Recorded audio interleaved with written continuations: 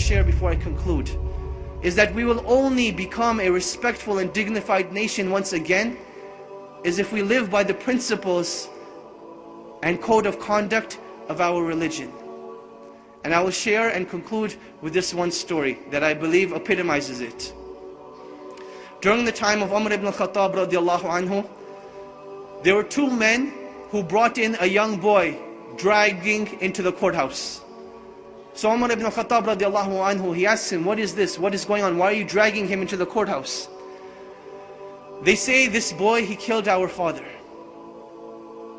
Umar ibn al-Khattab, he asks him, did you really kill their father? The boy says, yes, I did kill their father, but it was by accident. My camel, it used to tread on their property. So one day, their father took a rock and hit the camel in the eye. And I saw the camel suffering, and it made me furious and aggravated. So I took a rock and I threw it at the father. It hit him in the head and he died.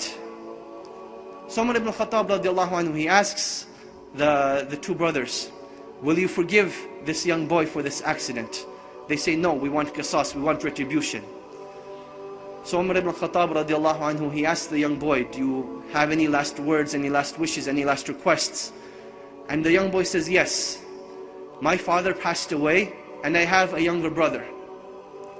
And my father left some money behind for my younger brother.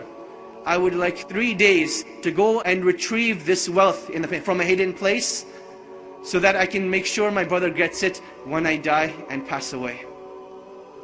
So Umar ibn al-Khattab, he thinks this boy is making up the story. He's like, boy, what are you talking about? What wealth, what father, what young brother? The young boy, he says, trust me. Umar ibn al-Khattab, he says, okay, I will trust you, but find a guarantor for you. Someone who will guarantee that you will come back. The young boy, he looks around, there's a packed courthouse. Will someone not help me today?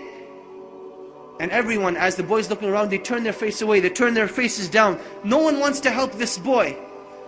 Then from the back of the courthouse, a hand races up.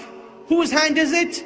Abu Dharr al-Ghifari radiallahu anhu, the noble and illustrious companion who gave da'wah to so many of the tribes. He says, I will be the guarantor of this boy. Now understand what it means to be the guarantor. Meaning that if this boy does not come back, it is the head of Abu Dharr al-Ghifari radiallahu anhu that will be chopped off, that he will be killed. Abu Dharr al-Ghifari, he says, I will be the guarantor. So the boy goes away. The first day goes by, the boy is nowhere to be seen.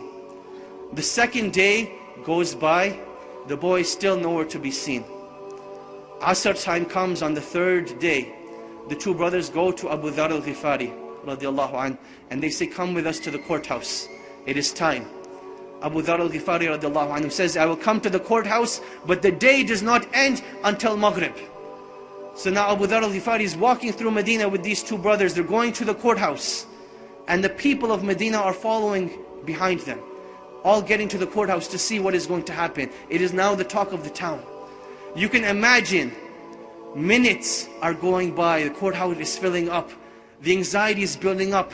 Will Abu Dharr al-Ghifari have his life sacrificed for the mistake of a boy? And literally minutes before the adhan of Salatul Maghrib, the boy rushes in. People are now shouting, they're happy, they're wondering what's going to happen, will everyone be forgiven, will everyone be happy, what's going to happen? So the boy comes in, the adhan for Maghrib hasn't gone. Umar ibn al-Khattab radiallahu anhu, he asks the boy, oh boy, why did you come back? I did not send a spy behind you, I did not send anyone to follow you. What made you come back? He said that I did not want anyone to say that a Muslim gave his word and did not fulfill it. So I came back. Umar ibn al-Khattab, he turns to Abu Dharr and he says, oh Abu Dharr, what made you want to be the guarantor of this boy? He says, I saw a Muslim in need and I did not want anyone to ever say that a Muslim was in need and no one was there to help him. So I raised my hand to be his guarantor.